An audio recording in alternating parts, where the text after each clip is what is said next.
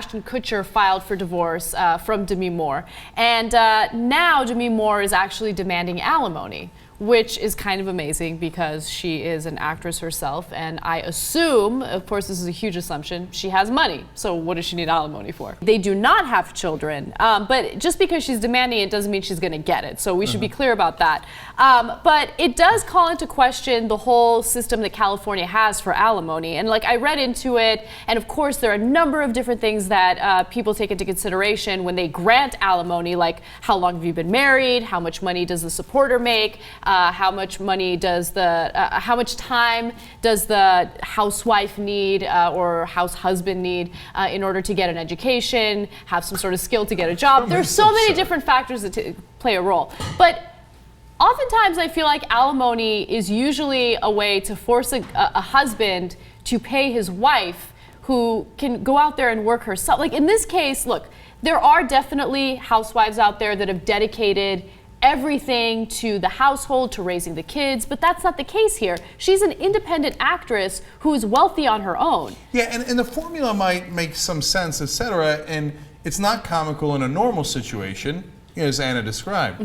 But this is not a normal situation. You're already stinking rich. She's using a legal maneuver here to either, first of all, I don't know how much money Demi Moore has. I mean, she made a ton, but I don't know that she made as much as I don't know. She might have. I'm sure she made but enough anyway, to live. The bottom line on that is sad day for you. I don't give a shit how much money you have or don't have. I mean, if Ashton Kutcher prevented you from working and you've got to go back and get your degree from a community college, okay, right? But he didn't prevent you from working. What You if don't have to Ashton go back Kutcher, to community I'll be college. devil's advocate. What if Ashton Kutcher was like, I want my woman at home, and she turned down some jobs? Well, look, that was her choice. And she was a grown-ass woman. She's 50 years old now. Yeah. In their marriage, she was in her 40s. 50 years old, so she gave up some of her last prime real estate to be incredibly cynical about how Hollywood views aging actresses. All right, fine. But again, your choice. I mean... Yeah, sure, your choice, but you can say... They didn't have kids. They didn't have kids.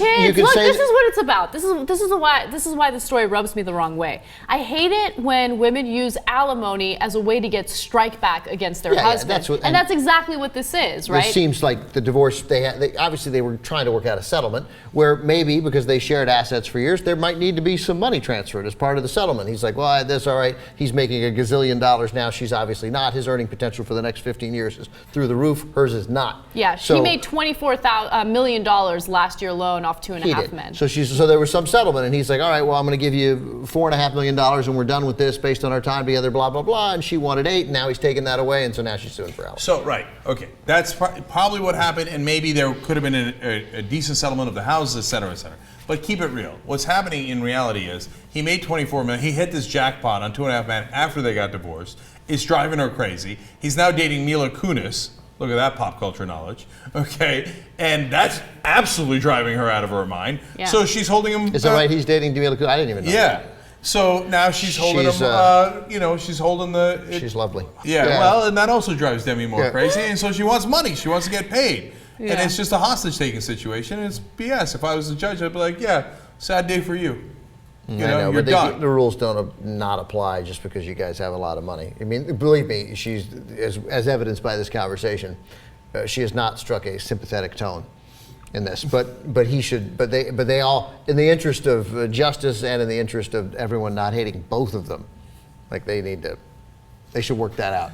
Well, I hear you, but if I was him, I would not be in a working it out mood.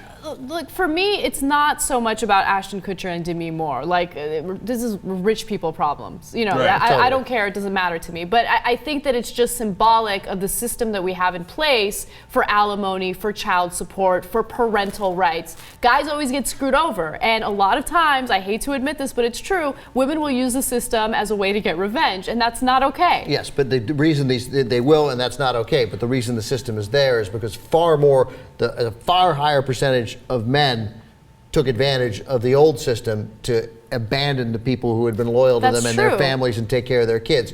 So overall, it comes out to me on the side of good, but no question, it's used as a weapon. I think, if anything, the pendulum might have swung a little too far back. Agreed, yes. And we all get why, because men had all the power in the past, and they'd be like, okay, here's your walking papers. good luck to you, right? And that was outrageous. It needed to be fixed. It did get fixed. It might be a little over-fixed now, but you know what? We also need judges to have good discretion. Yeah. So that when Demi Moore walks in, they say, hey, you know what? I had enough of your bullshit. You're free to go.